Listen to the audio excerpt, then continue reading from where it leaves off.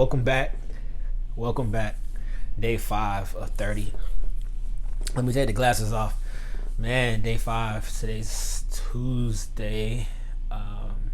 Had a great day.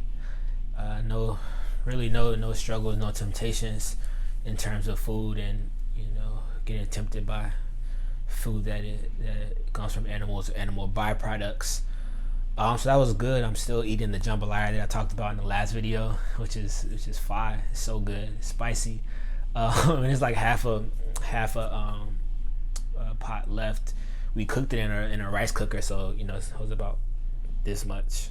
Right, it's about half left, and so I'm sure I'm not gonna be able to eat all of it like before it goes bad. I don't really know what it's like with that in terms of that, since we're not using real meat and all that. It's all plant based, so I'm not sure how long it'll stay fresh.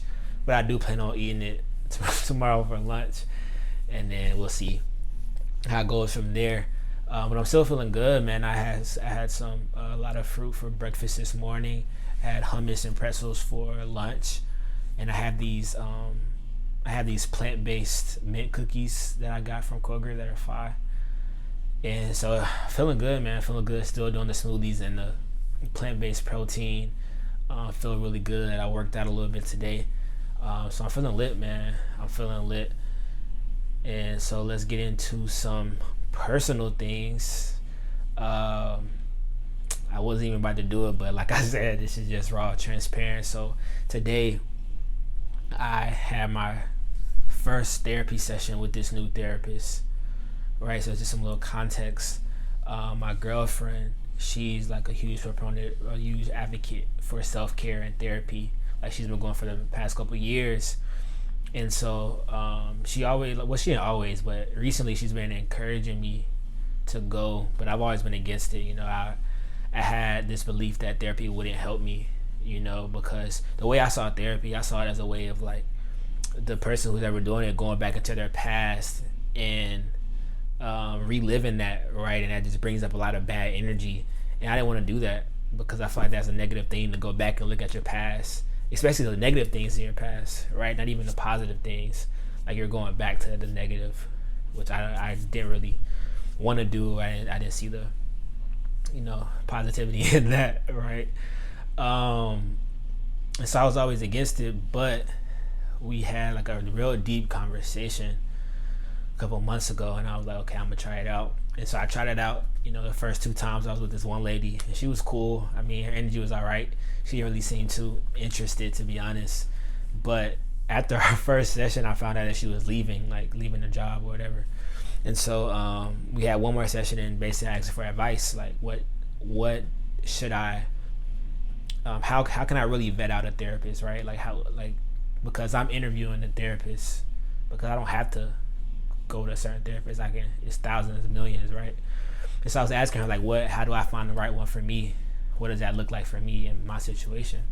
So she gave me some good advice, and so I actually randomly got picked with this lady today, and it was cool because straight out the gate, she was supposed to go through a list of questions, like yes or no questions, and she even told me, that we're going to be doing that today since it's our first call. But she got really deep and just asked me a bunch of pressing questions, and gave me some homework after the first day.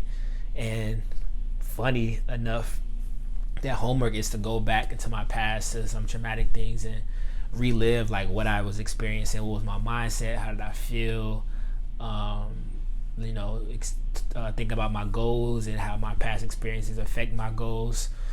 And so a lot of introspection, which I don't know. I'm not excited about it. I'm excited about the growth, but I'm not excited about doing the work, right? And I think that is true for a lot of people. You know what I'm saying? True for a lot of people. We want the end results. We want to see the success, but we want to skip past the work process. We want to skip past the process, which includes the work. We just want the end result.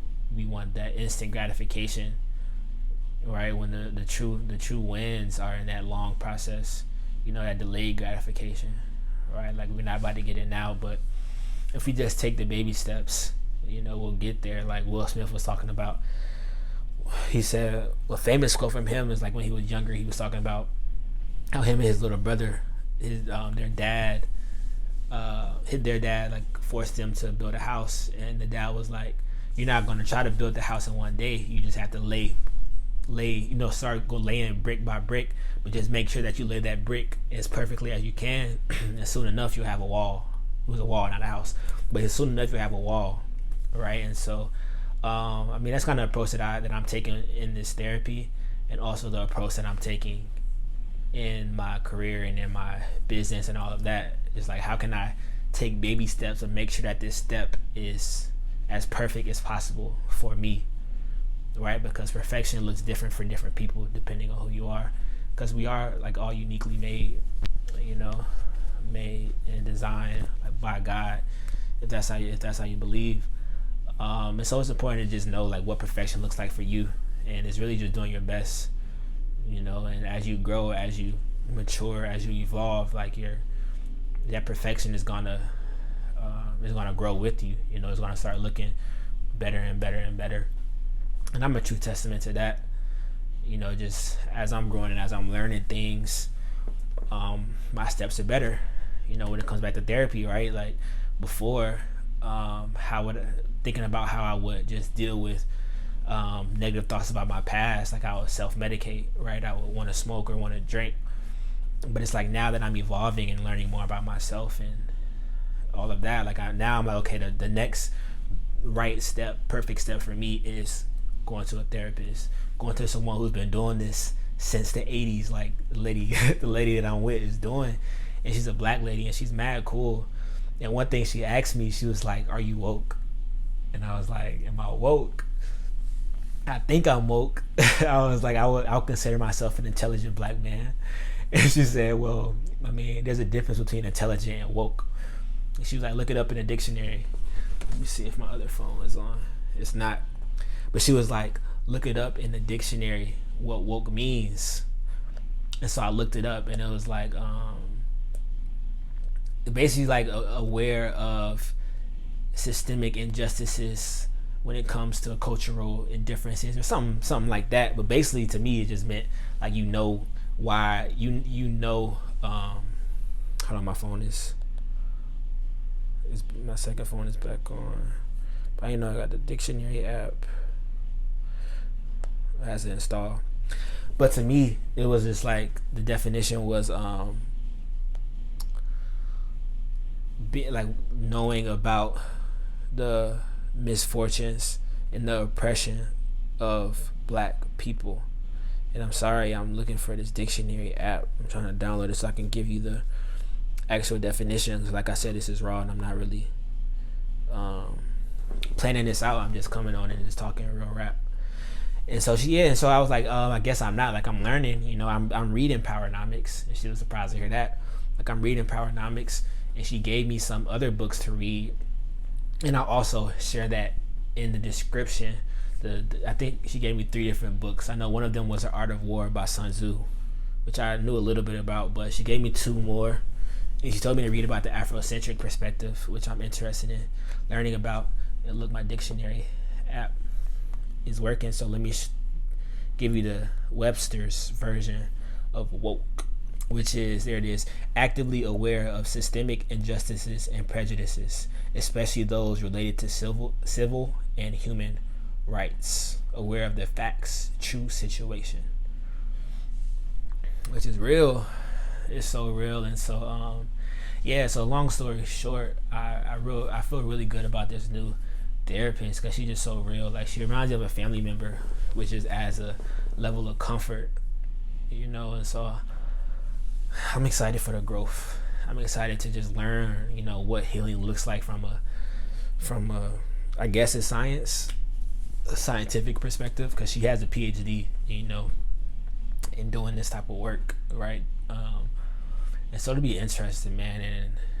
And like I know you've probably heard, because I've heard it many times, like everybody should go to therapy, but mainly like black people, because there are a lot of injustices and prejudices that we aren't aware of. We're not socially aware. We're not woke, and I think that's important, to just know like what the battle you're dealing with, and I think she wants me to read The Art of War, because like I don't want to say we're in a war, but we're in a constant struggle, You know, we're constantly oppressed.